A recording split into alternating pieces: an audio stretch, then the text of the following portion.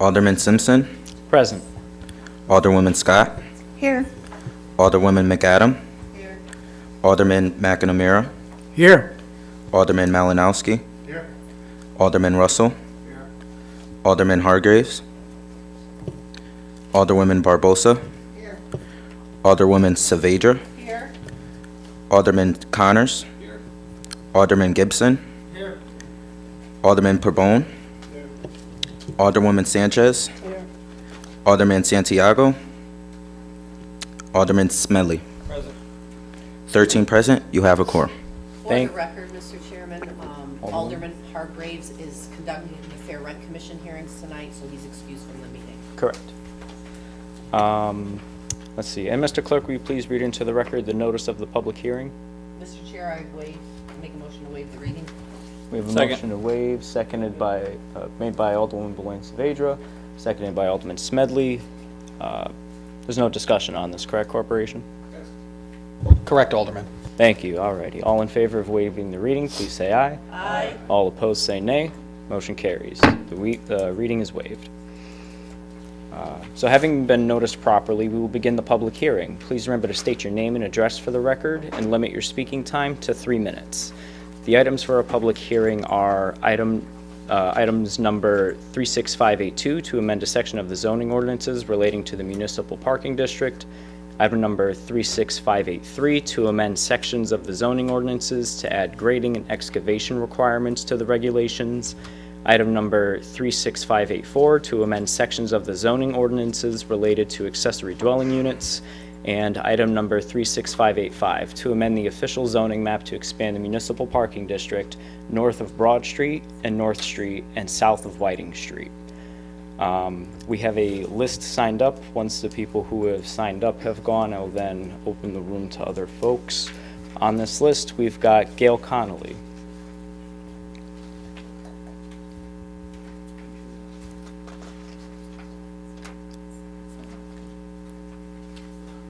No, the red light will be on once it's turned on. Oh, thank you. Don't need the light. Thank you. So, good evening. If I heard you say, are you removing 36594? Point of order, Mr. Chairman. This is the zoning committee, and the regular PCH committee will follow this zoning meeting. To you, Mr. Chair. Is that correct? Yes, I believe that's correct. For special meetings, we have to limit the public hearing portion of it to just the items mentioned here. Afterwards, we're going to have the planning, zoning, and housing meeting, which if you give me one moment. That item's on. That one's, okay. I misunderstood the meeting because it's all in one big packet. That is Oh, A-okay. wait. Sorry for the confusion. Alrighty, well, seeing that this is the end of the list or the beginning of the next one, are there any speakers for these items? Are there any speakers for these items? Going one more time, any speakers? Do we have any callers? No callers? Alrighty, seeing no speakers, we will close the public hearing and move on to the special meeting. The time is now 6:08 p.m. First item on our agenda is item number 36582 to amend a section of the zoning ordinances relating to the municipal parking district. May I have a motion? Mr. Chairman. Alderwoman I Belen Saavedra. make a motion to refer with a neutral recommendation back to the full council. Second. Alrighty, I've got a motion made to refer this back to the council with a neutral recommendation made by Alderwoman Belen Saavedra, seconded by Alderman Connors. And at this time, I would like to call up Mr. Jack Benjamin to make a presentation and read into the record the recommendation of the City Plan Commission. Welcome. Good evening. Jack Benjamin, Director of Planning Development. As we customarily do, I think we're going to run through a brief presentation on these items, and then we'll read the city plan reports individually.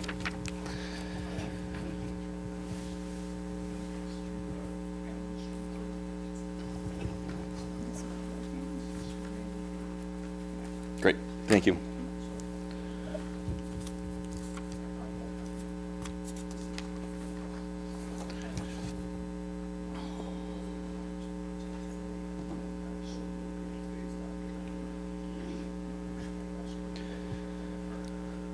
Okay, so we're going to go through our list of zoning petitions for tonight's subcommittee meeting. We have 3 text changes and 1 boundary change to the zoning map. The first item, 36582 and 36585, the final item are related. These both relate to the expansion of our municipal parking district. Basically, the municipal parking district allows a couple things if you have a property, own a property, or are building new development in this district.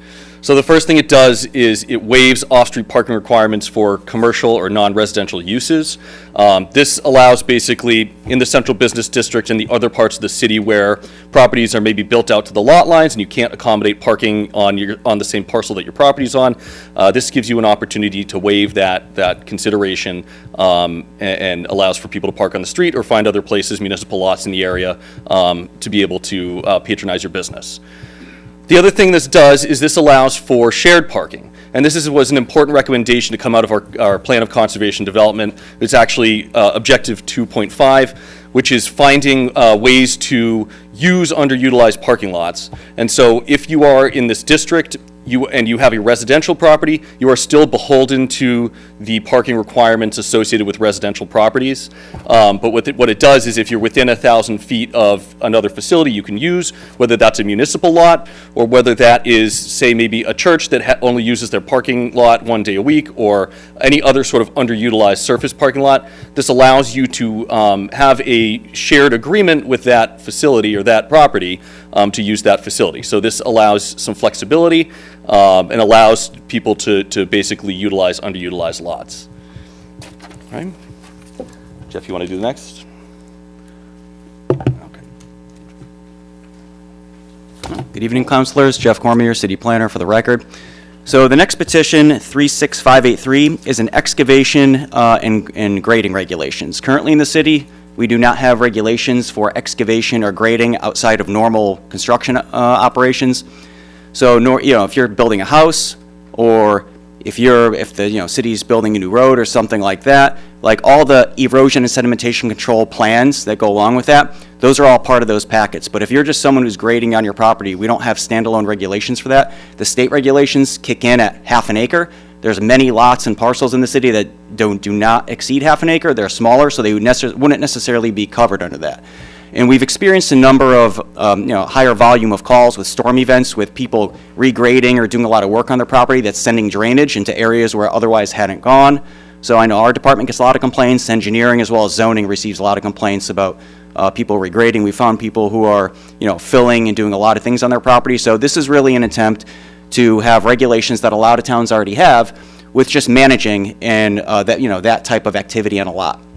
So essentially what this would do, it would create or establish regulations for filling and grading, and they would kick in just requiring a simple zoning permit, which goes to the ZEO and is reviewed by planning and engineering, and that would kick in at 25 cubic yards of soil. So what you're seeing on the right slide there, those are just different quantities of soil. So you have the 5 yards on the top all the way down to 20 cubic yards on the bottom.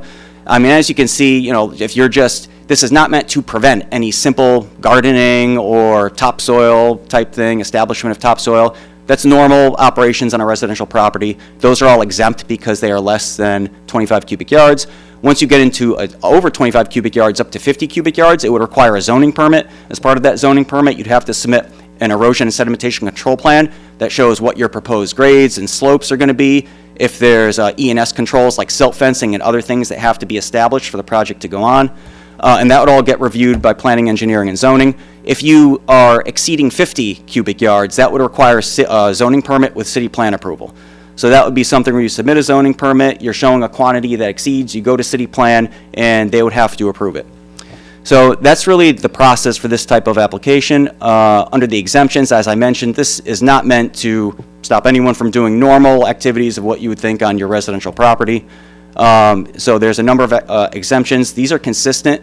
These regulations, we look at several towns, Canton, Weathersfield, East Hartford, Hartford.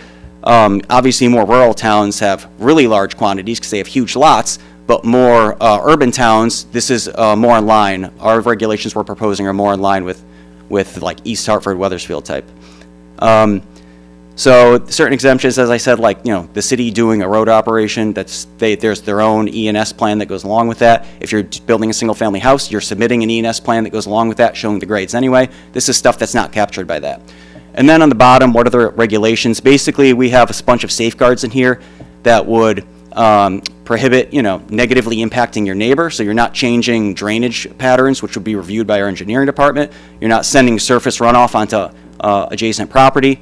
You can't, not exceeding certain level slopes, and ensuring whatever operation is going on your property is protected with the proper erosion and sedimentation controls, as well as if any trucks coming into other property, you're really limiting the noxious use of the project.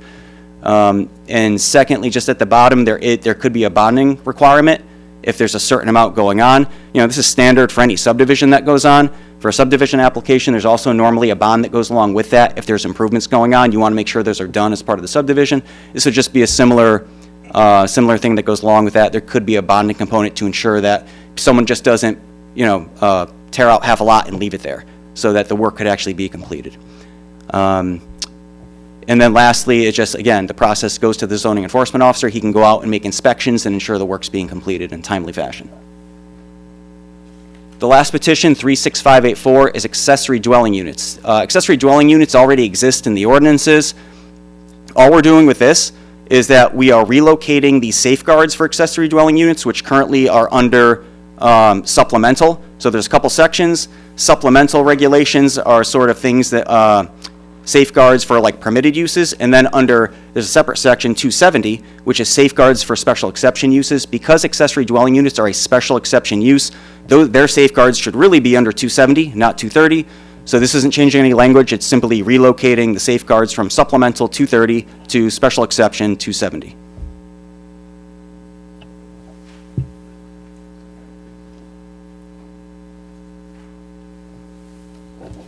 Thank you. Are there any questions? Can we ask them after he reads his stuff into the record? Yes. And, Mr. Benjamin, welcome back. Excellent, thank you. Okay, so starting with item 36582, via the Municipal Parking District, the City Plan Commission's recommendation is that City Plan Commission recommends approval of the zoning text amendment. The proposed amendment allows for shared parking opportunities on underutilized parking lots to maximize use of existing parking facilities. Additional surface parking lots owned by the city located on Arch Street and Broad Street could also be fully utilized, provided the Municipal Parking District is expanded. Thank you. As Alderwoman Valence-Avejo. So just so I understand this doesn't change anything for homeowners. It doesn't increase any obligation on the homeowner's part, but you're creating flexibility for businesses under this? Sure, it's not increasing any obligations for anybody. It's expanding a district that allows flexibility and flexible parking arrangements. Okay, thank you. Any other questions? Alderman McNamara. And Jack, thanks. And just to clarify, I think it was a partial answer in the first questioner, but this does not involve adding meters to residential or the residential integrity of any neighborhood, undue burdens at all. No, I couldn't tell you the process for adding meters if you asked me. I think meters have been added without big zoning changes. Yeah, well, and it's a separate process than anything to do with Sure. zoning related. Sure. And those parking lots you mentioned, they're private, public, and I assume it's to accommodate increased housing in the area? Yeah, I mean, the two that were mentioned as examples in the City Plan Commission's recommendation, one on Arch Street and one on Broad Street, are both public municipal lots. And this is just, so we've done in recent years with some of the larger developments, we've done shared parking deals with city structured garages. So Chesney, Bottolato have all recently been beneficiaries. The Brit, the High Railer, and the Strand have been beneficiaries of municipal parking deals in those garages. This is expanding our district, basically, which will now encompass a few different municipal lots that could potentially work with the same kind of deals. Thank you. Thank you. Alderman Pabon, did you have something? Yes. When you submitted plans for, say, building a house, an engineer does the plans, he figures that all out. So now, where would the plans go to figure out again if it's right? I'm You're not quite sure I understand the question. You're not gonna send it to the building department, are you? For the site plan? Well, all site plans are submitted through the building department. This is going to impact very few single-family residential. I'm sorry, Alderman, are you talking about the erosion control that was Yeah, just all that. discussed? That's a separate Oh, item. I'm sorry, Yeah. We're not on that one yet. Oh, okay. All right. I think All just the set. presentation was, yeah. Alderwoman Barbosa. The possibility of newly developed areas. Thank you. With this new parking structures going on and these new changes going on, including possibility of newly developed areas or areas with higher density, what measures will be taken to ensure parking accessibility for residents? How will the amendment address potential concerns with increased parking difficulties? Well, it's hoping to solve some of the parking issues. So the area that this covers is really, downtown, Broad Street, North Street, and Arch Street, which are the densest developed areas of the city. So the concern is that we have all these buildings that are built out to the lot lines or very close to in each of these sort of neighborhoods. So this gives flexibility to have shared parking. If there's a parking lot next door, again, the example we often use are churches that may only be using their parking lot one day a week. There are opportunities there to establish a shared parking agreement so that residents can have opportunity to park maybe closer than they would, and new development projects that otherwise would be constrained by the parking requirements can build further out and increase units. But with the potential of shared parking, who's going to absorb that cost? Will churches be charging extra fees? Will landlords be increasing their rent prices? Well, I mean, in those cases, it's up to the owner of the property and the owner of the facility that's being used to determine that. Usually, in those cases, there might be a lease involved, but I can't speak to necessarily individual examples.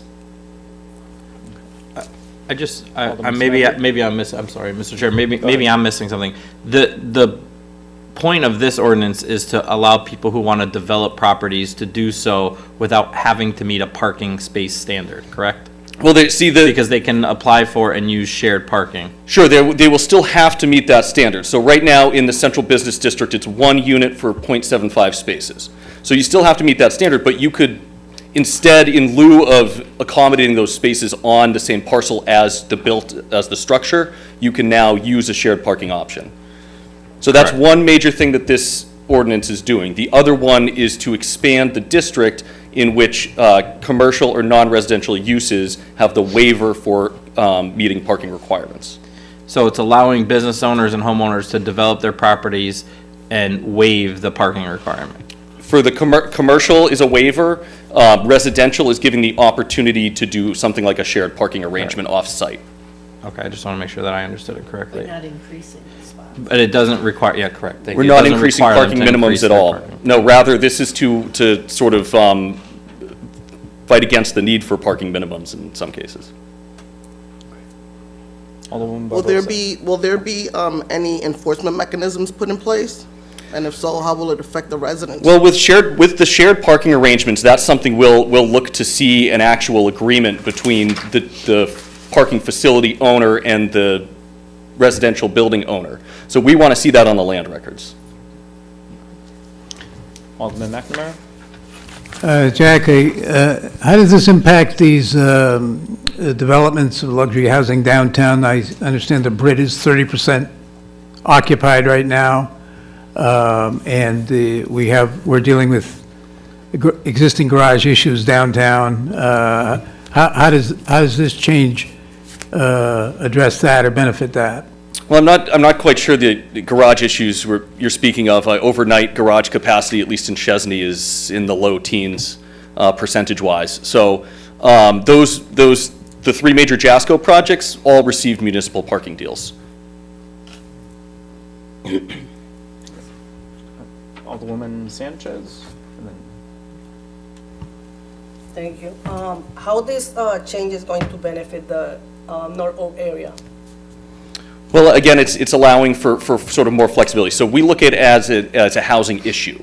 Right now, certain amount of parking is required based on your zoning. So North and Oak is largely a B3 district, and B3 right now requires 1.5 spaces per unit to be located on the same site as a residential development. That basically makes, the area you can build your residential structure on is at a premium. So this allows construction of more units, essentially. Alderman Beloin-Saavedra? Based on the questions that I'm hearing, I just want to drive this point home, so make sure you clarify it.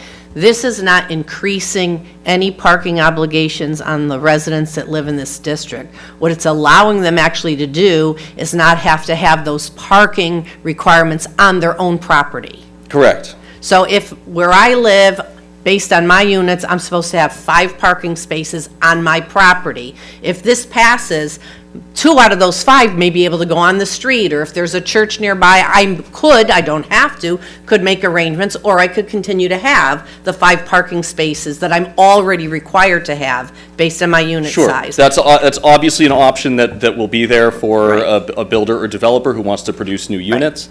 But, in the interest of not adding impervious surface or unnecessary parking requirements, this is hoping to, again, utilize shared parking assets. Right, but again, if I live there, this is not changing the amount of spaces I'm required to have. It's giving me flexibility in where I provide those spaces. Correct. Thank you. Alderman Connors? Thank you. Just quickly to summarize to your questions so far. So this does not add any meters or change meters to your knowledge whatsoever. This does allow someone, for instance, living in a newly rented unit to lease a parking space from, for instance, like a neighboring church who has an unoccupied lot, right? It would really be, the onus in our mind is less on an individual unit renting, unless it's a condoized building and everybody has their own separate deed, right? So the onus is really on the owner of the building to strike these kinds of deals with other facilities. And ostensibly that would be part of the lease, when you rent a unit, they would say, here's your parking, it's down the street at the church. Now, Sure.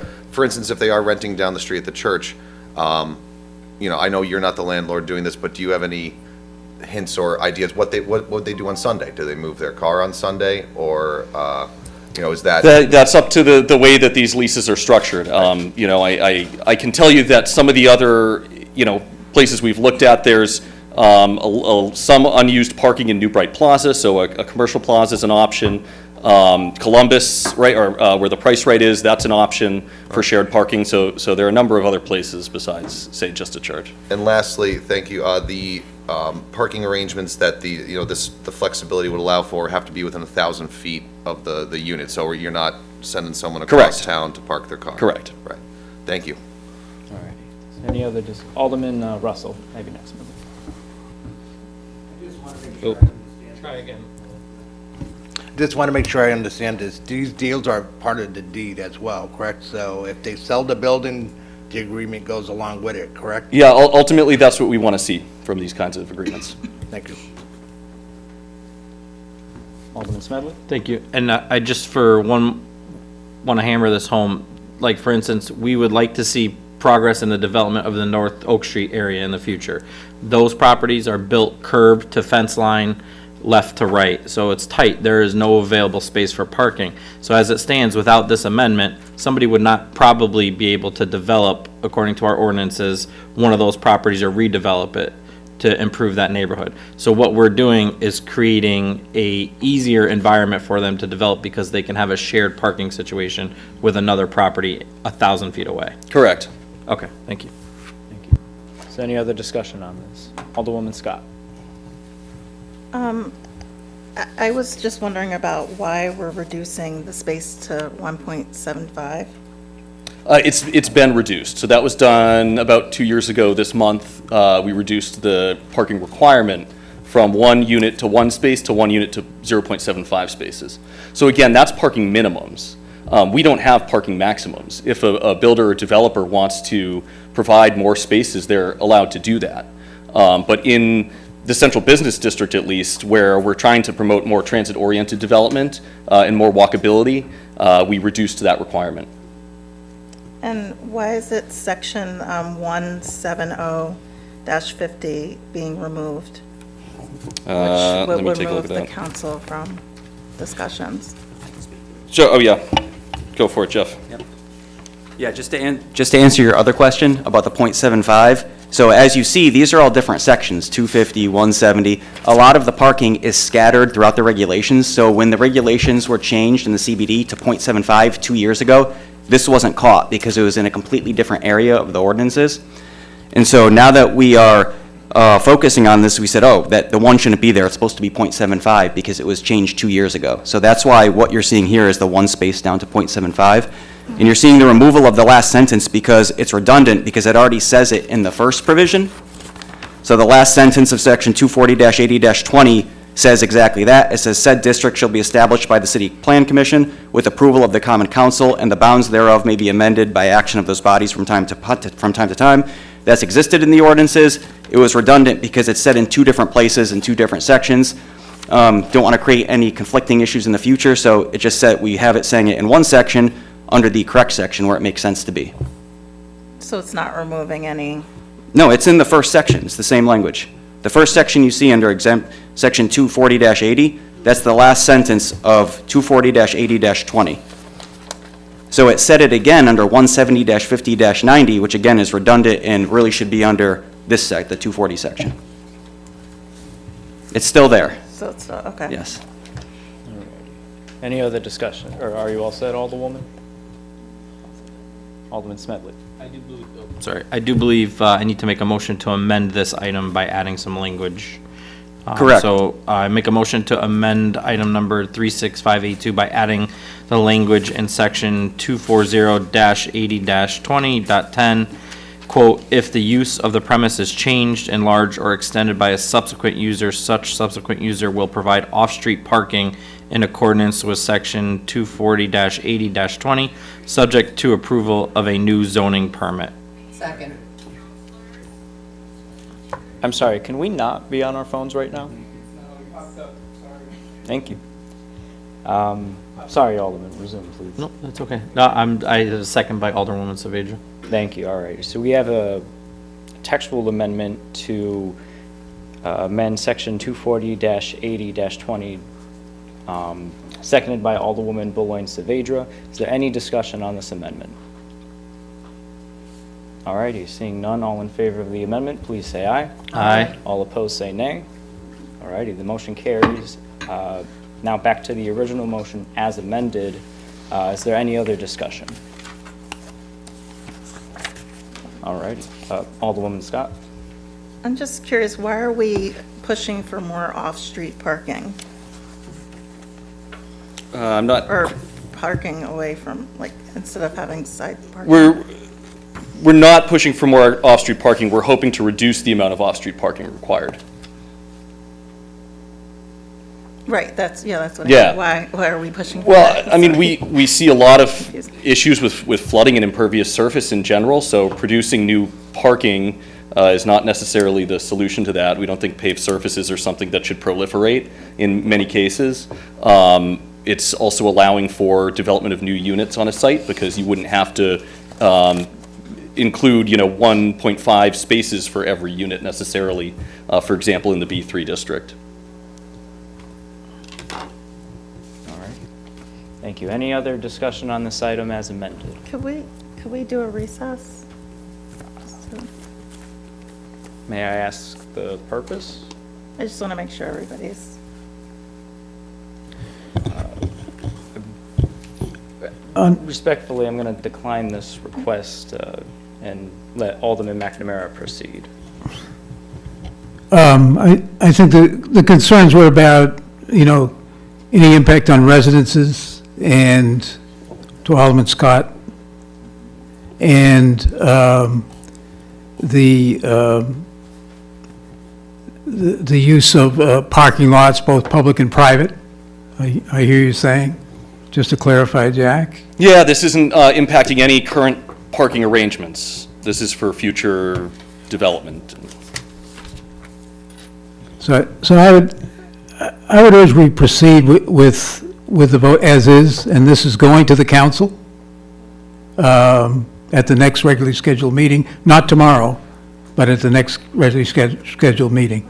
So I'd urge we move on it right now. Sure. Alderwoman I'm Scott. sorry, that's your job. Thank you. With the parking lots, it won't cost any of the residents any money or? Well, that's up to the agreement between a property owner and their potential tenants and whether or not they're, what they're paying to these lots. So that's not necessarily something that's part of the ordinance. So, I mean, just for the record, I do have concerns, like I don't want the prices to be going up on residents. But for that, I am concerned, just to have that be on the record. I have Alderwoman, are you all set, Alderwoman?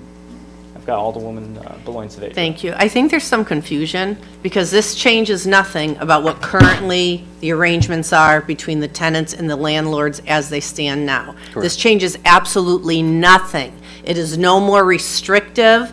They still have to provide the parking, and this offers flexibility. So I just am getting the sense that there's confusion, that this is telling landlords, you no longer have to provide parking, and now you could charge your tenants for more parking. This changes nothing in terms of what they have to provide. It's where they provide it. So I just don't want that to get lost in translation. Any other discussion on this item as amended? Alderwoman Barbosa. With the proposal of the removal of on-street parking, how is that going to affect those that do not have easy access to parking? Nothing involved is proposing to remove on-street parking.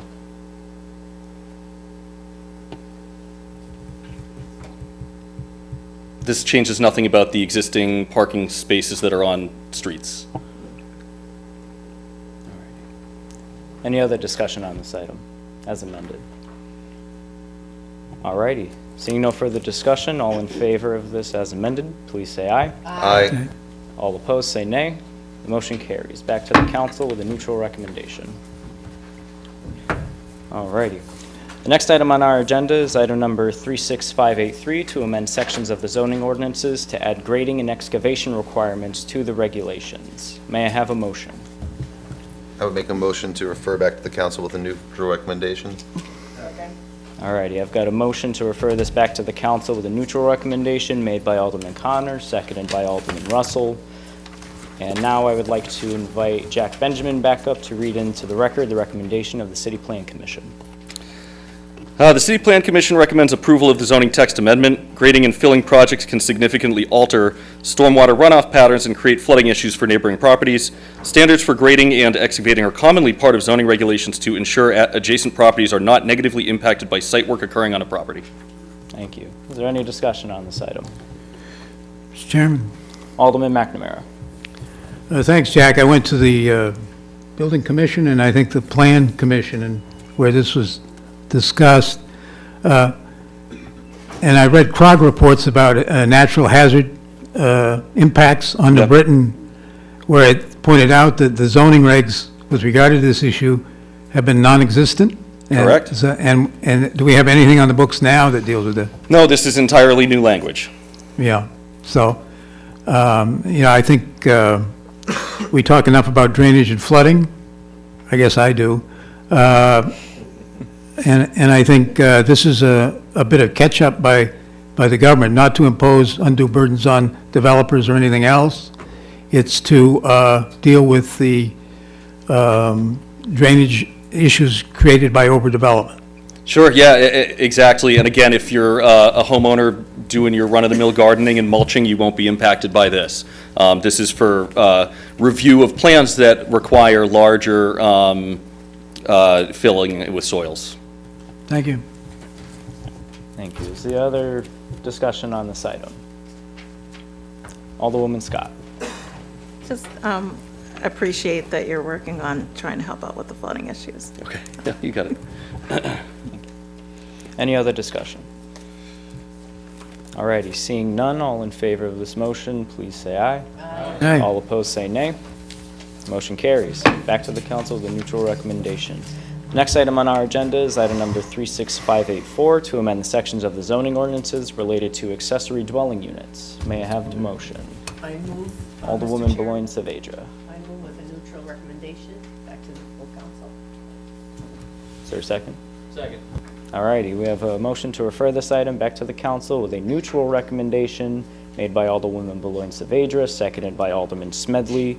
And at this time, I would like to call up Jack Benjamin again to read into the record the recommendation of the City Plan Commission. Great. Item number 36584. City Plan Commission recommends approval of the zoning text amendment. Accessory dwelling units is a special exception use in the S1, S2, and S3 residential districts. Therefore, the safeguards for accessory dwelling units should be relocated from Section 230 to Section 270. Thank you. Is there any discussion on this item? Alderwoman Beloin Saavedra. Two things, Mr. Benjamin.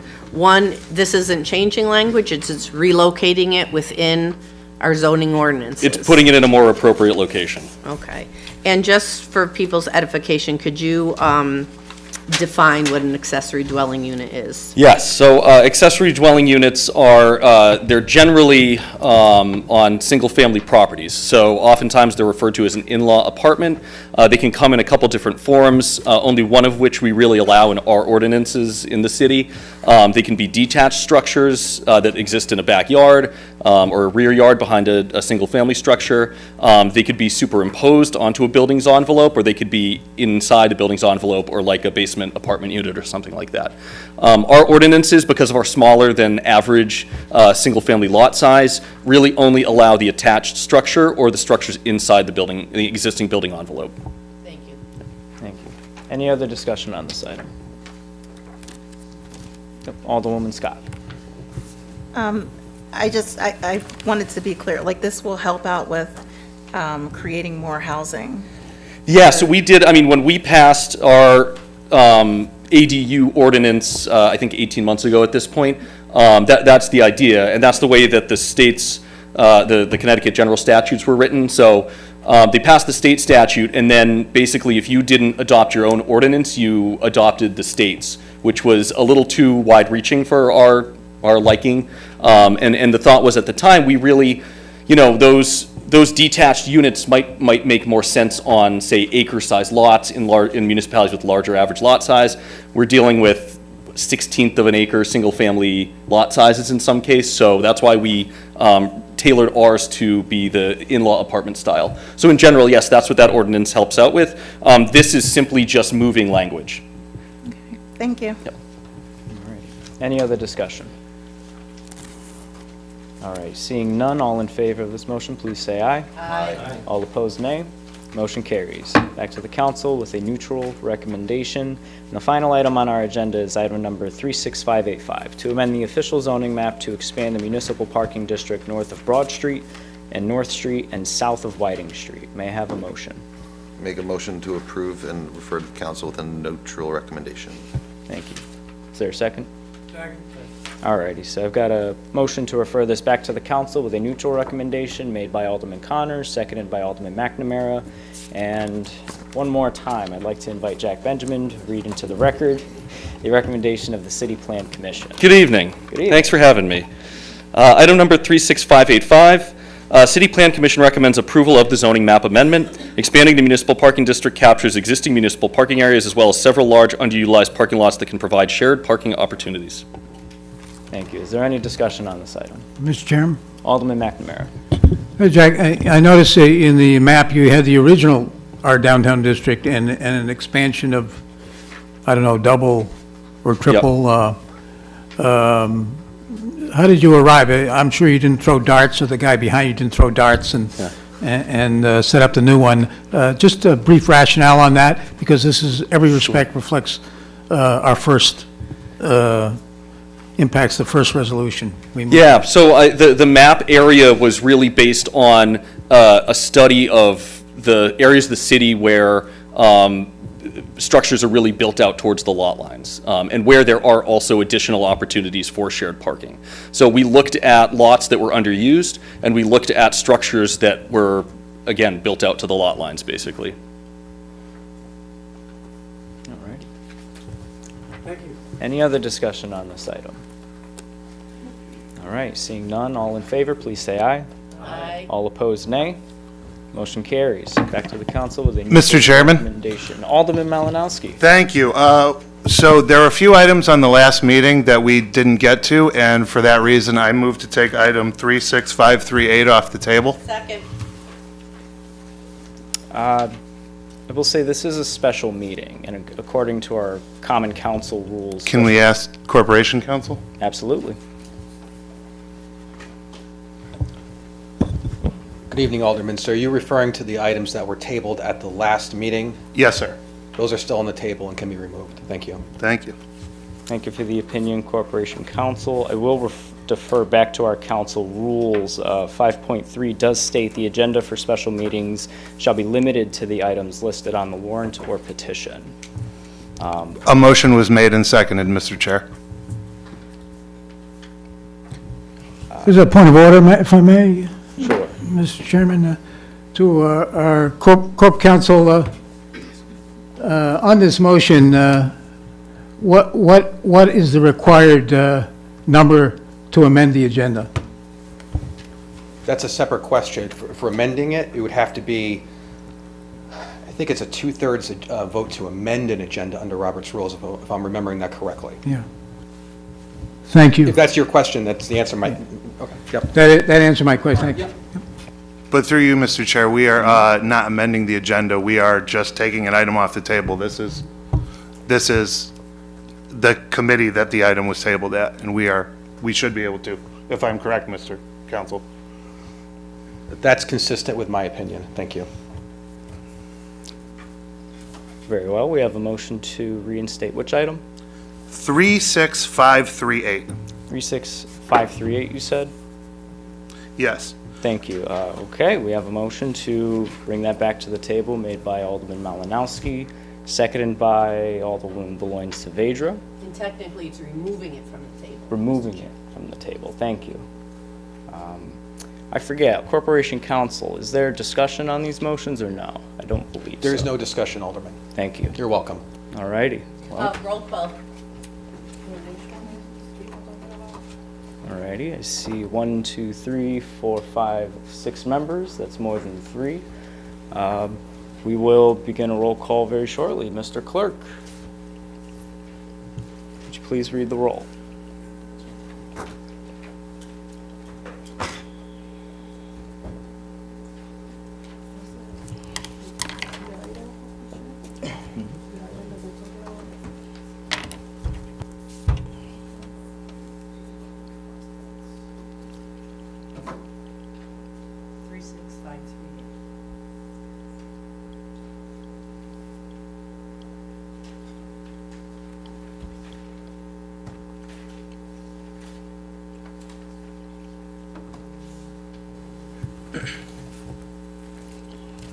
Alderman Simpson, No.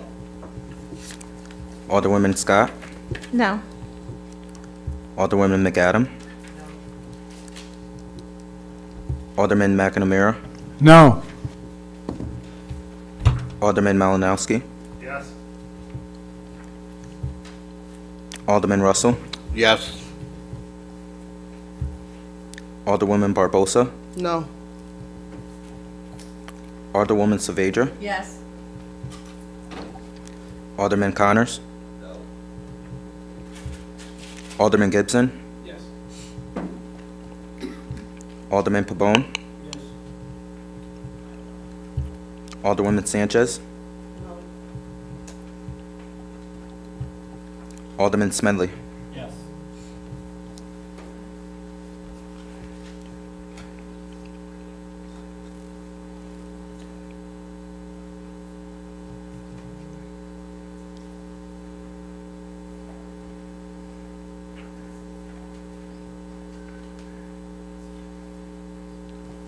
We have 7 noes, 6 yeses.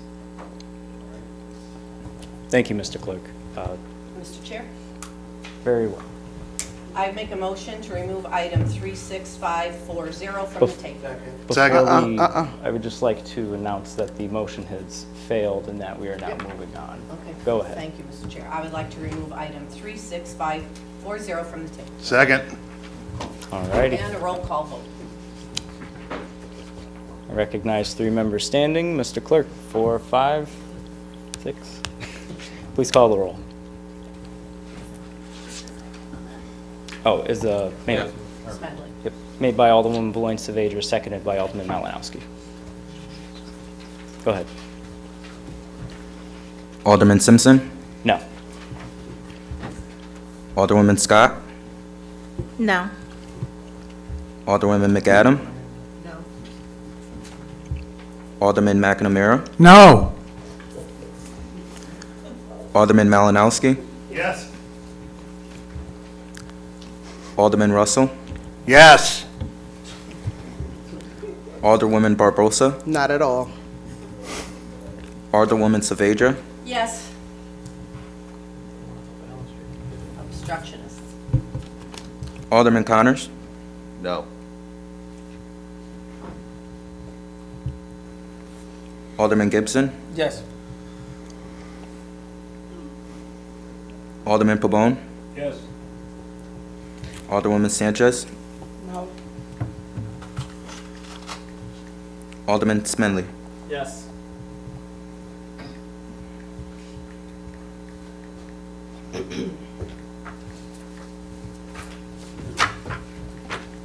Seven noes, 6 yeses.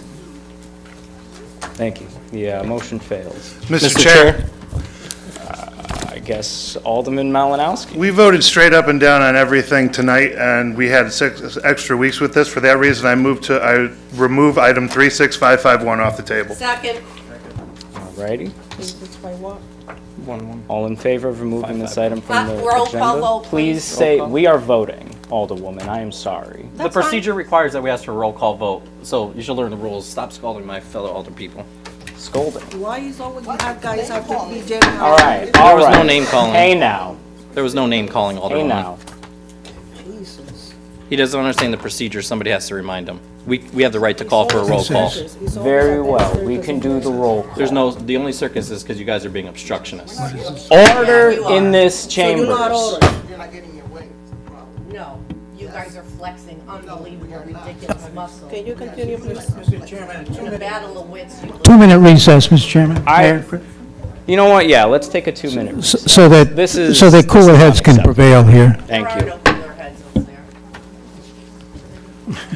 Reminded, it's fine to take a recess, but let's not have a meeting that's not public. Caucuses are fine.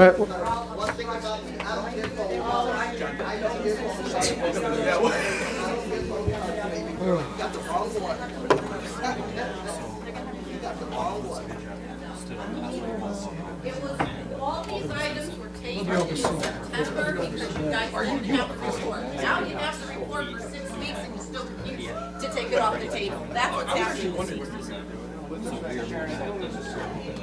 I'm not worried about that. I'm not worried about that. Well, I spent a lot of time with you and Neil, and I'm a little disappointed. But that's okay.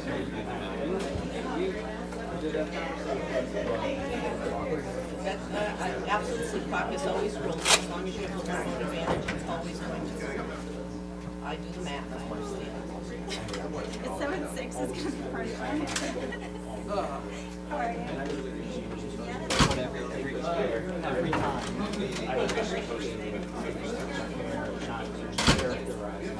There was no characterization.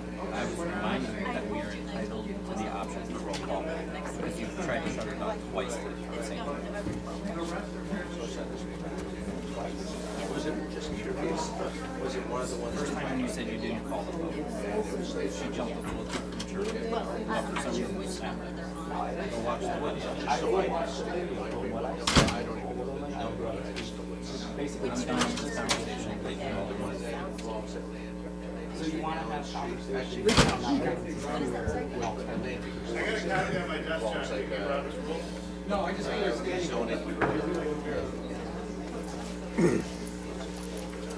Give me 2 seconds. No hard feelings on the phone. I got caught.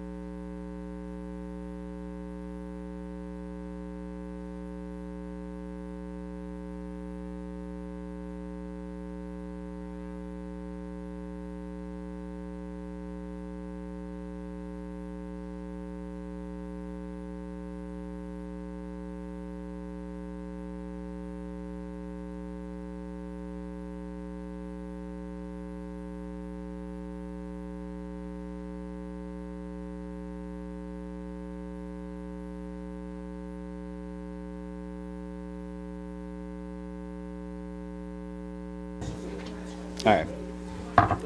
We ready to resume? All righty. Motion to adjourn? I would like to call this meeting back to order at 6:58 PM. I believe we have a motion on the table right now. I will recognize the roll call request, but I will say, please be timely I going understand. forward. My apologies. It's okay. All righty.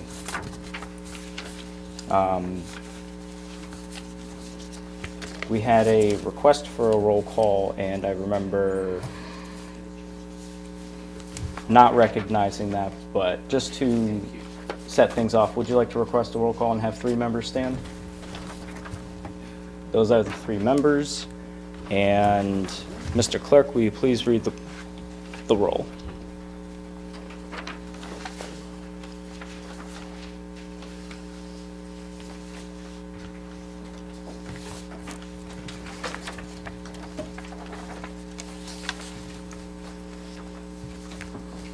Alderman Simpson, No, not at this time. Alderwoman Scott, No. Alderwoman McAdam. Alderman McNamara, No. Alderman Malinowski, Yes. Alderman Russell, Alderwoman Barbosa, Alderwoman Saavedra, Yes. Alderman Connors, No. Alderman Gibson, Yes. Alderman Pabon, Yes. Alderwoman Sanchez, No. Alderman Smedley. Yes. 6 votes for yes, 7 votes for no. Thank you. The motion fails. I would make a motion to adjourn. We have a motion to adjourn, seconded by Alderwoman Sanchez. All in favor, say aye. Aye. All opposed, say nay. No. No. And for the record, someone's supposed to be acknowledged by you as the chair to make a motion. You can't just jump up and make it. That's fair. I will make note of that going forward. Thank you. All righty. Well, we are adjourned. The time is now 7:01. Thank you, everybody.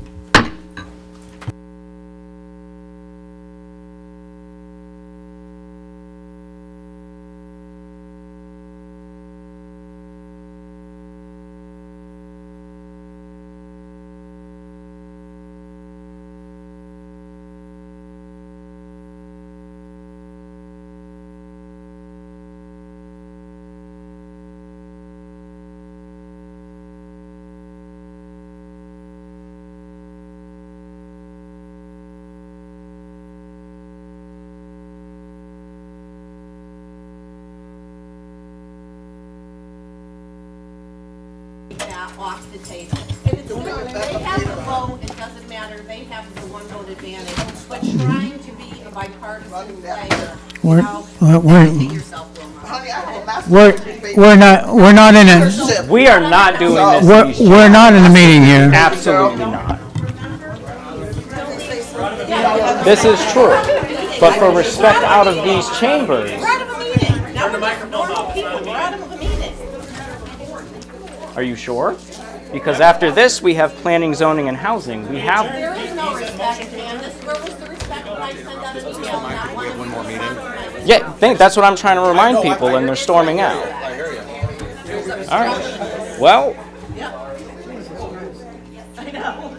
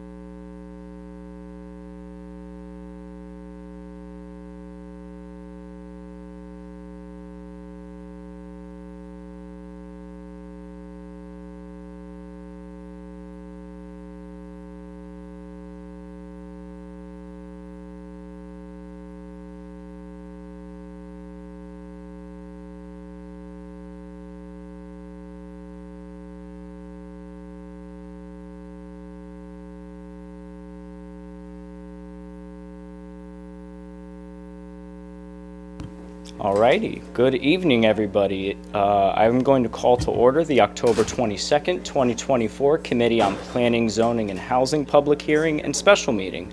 The time is now 7:07 p.m. Mr. Clerk, will you please call the roll? Or Madam Clerk, in this case. 7. Alderperson Simpson. Present. Alderwoman Scott.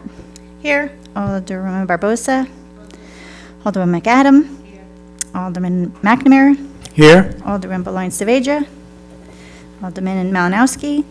Alderman Russell. Alderman Hargraves.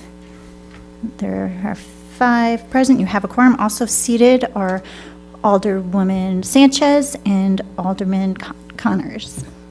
Thank you. And Madam Clerk, will you please read into the record the notice of the public hearing?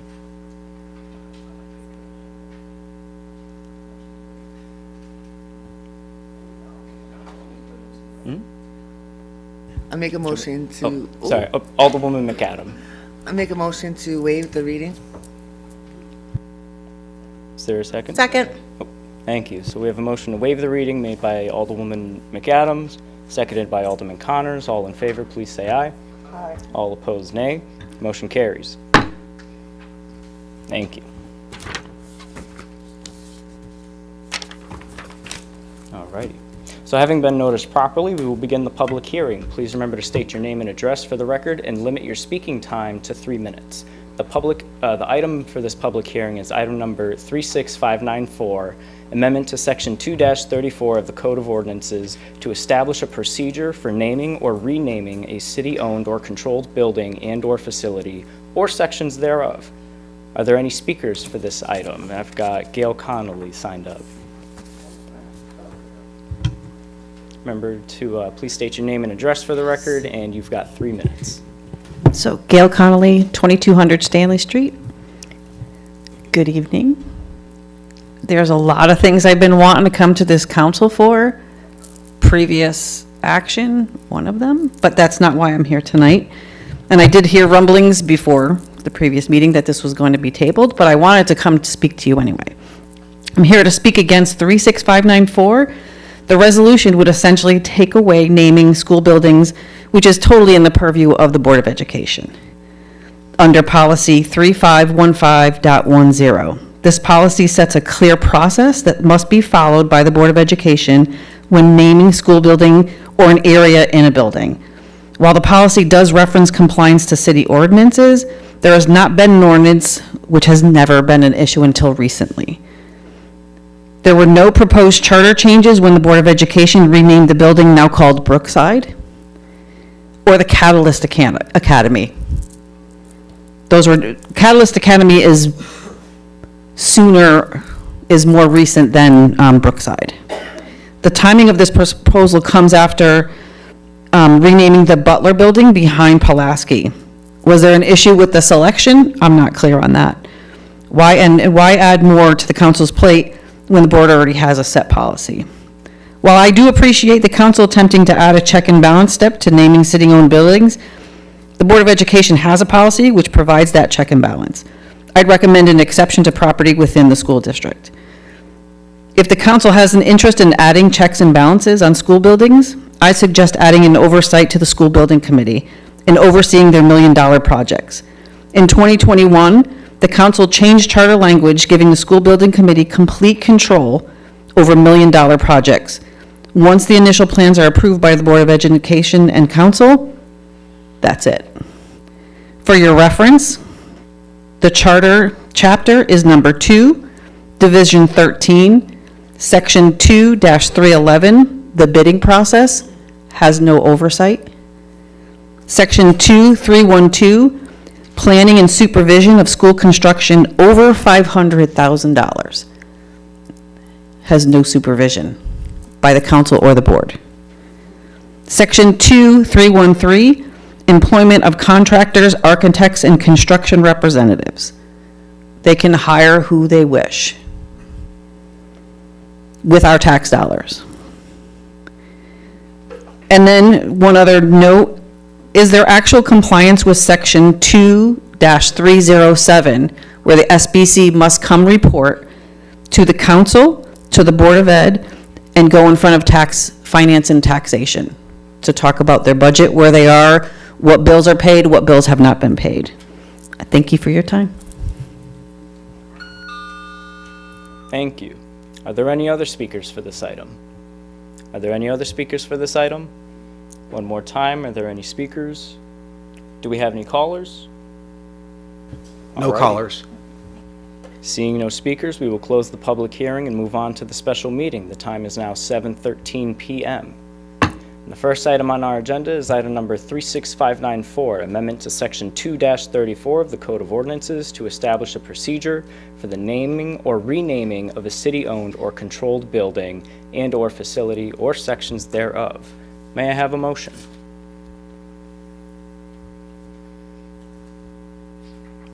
Going once, twice, 3 times. Corporation Counsel, correct me if I'm wrong, but if there are no makers for the motion on this item then fails, correct? It doesn't, well, the motion fails, but it just stays on the agenda now, I suppose, as unfinished business. I see. Alrighty. Alrighty. I mean, we just move on. Yeah, There's no motion. okay, there's no motion then. But, That, no, point of order. Alderman McNamara, sorry. Just a point of order. If the motion is placed on the agenda and the vote is no, then the resolution would die. Is that correct? If a motion was made, seconded, discussion, and it was voted no, then the item agenda would fail and it's gone. If we don't act on it, it just stays on the agenda and it will be moved to unfinished business. I'll make a motion to, for the council with a negative recommendation. Second. Alrighty, we have a motion to refer this, I believe with an unfavorable, not negative. Did I say favorable? You said negative instead of unfavorable, so just making clear for our colleagues.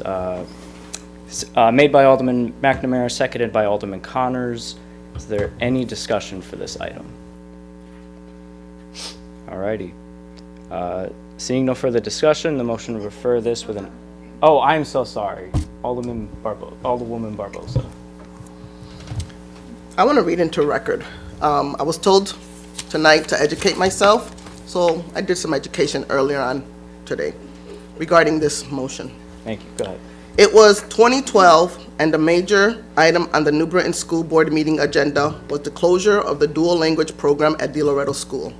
Superintendent Kel Cooper, with the support of the president of the school board at the time, Alderwoman Sharon Beloin Saavedra, were proposing to replace a popular program that allowed the children of De Loretto K-8 students to study all school subjects in both English and Spanish. The rationale for abandoning the dual language program was that if the school taught more English grammar, standardized test scores would rise. Well, the objective of the dual language model was to produce bilingual students, but Kel Cooper and the president had a different objective. After hundreds of parents spoke, students, staff, and supporters, it was still denied. After 2-hour public testimonies, it was convinced the school board and the overwhelming majority, with only one person against it, voted to convert the school to English only. Well, fast forward 2016, new superintendent comes on. 2021, the program is back in place. 3 years later, it's a success. The reason I'm mentioning this despicable act of dismantling the dual language program by Alderwoman Beloin Saavedra is because she now wants to change the naming process for the city-owned buildings or facilities, a matter that the School Board of Education has handled righteously. Also, wasn't her name in the running for the renaming of the Brookside Extension Center? I just find this a little all too coincidental.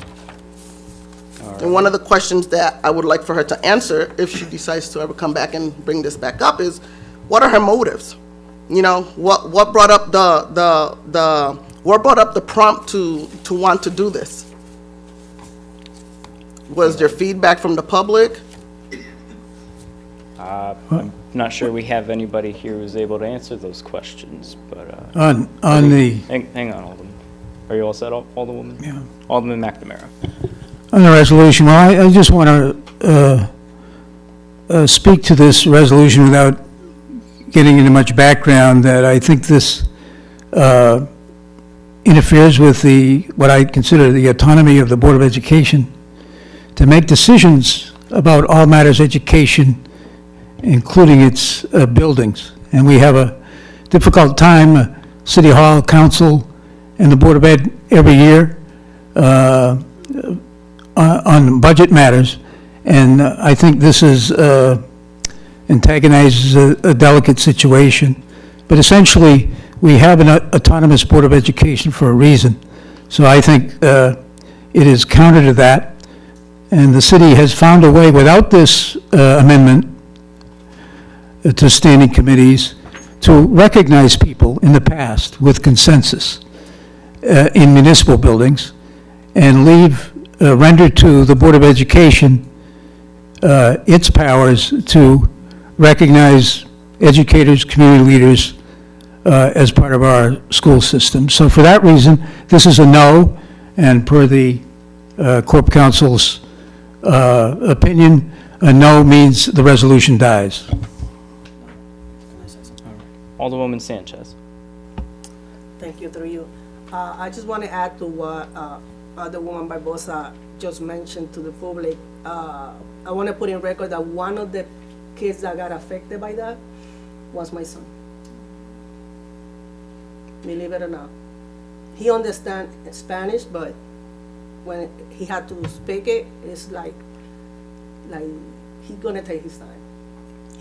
And he was in special ed when that happened. They kicked him out from Little Loretto to Slade. So it affected my family too. Thank you for bringing that up. Thank you. Any other Alderwoman Scott. I'm sorry that happened, Alderwoman Sanchez. And I just wanted to thank our speaker for coming out and all the wonderful information you gave regarding this topic. And I just want to share that the Board of Ed is totally capable of handling this, and there's no reason to take that away from them. They're responsible, educated people and can do this on their own. And this has not been an issue before, so the timing is kind of clear that there's something personal going on here, and yeah, so it's just a no for me. Thank you. Any other discussion on this item? Alrighty, seeing none, there is a motion to refer this back to the council with an unfavorable recommendation. All in favor, please say aye.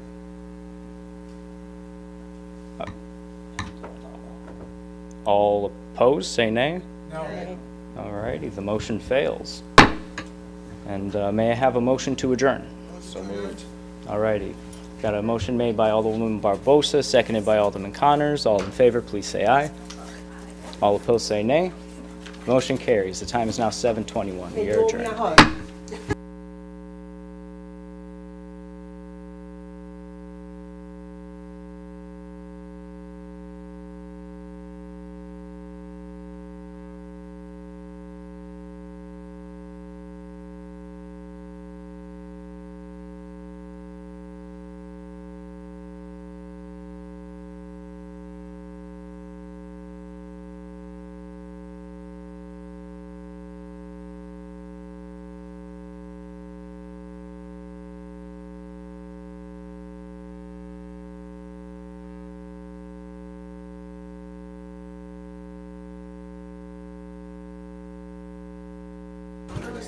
My apologies, everybody. Something snuck past me. Alderman Connors is not actually a voting member, so there is currently a motion to adjourn, but it does need to be seconded by a voting member. Seconded by Alderwoman Lori McAdam. All in favor of adjournment, please say aye. All opposed, nay. Motion carries. We are adjourned at 7:22.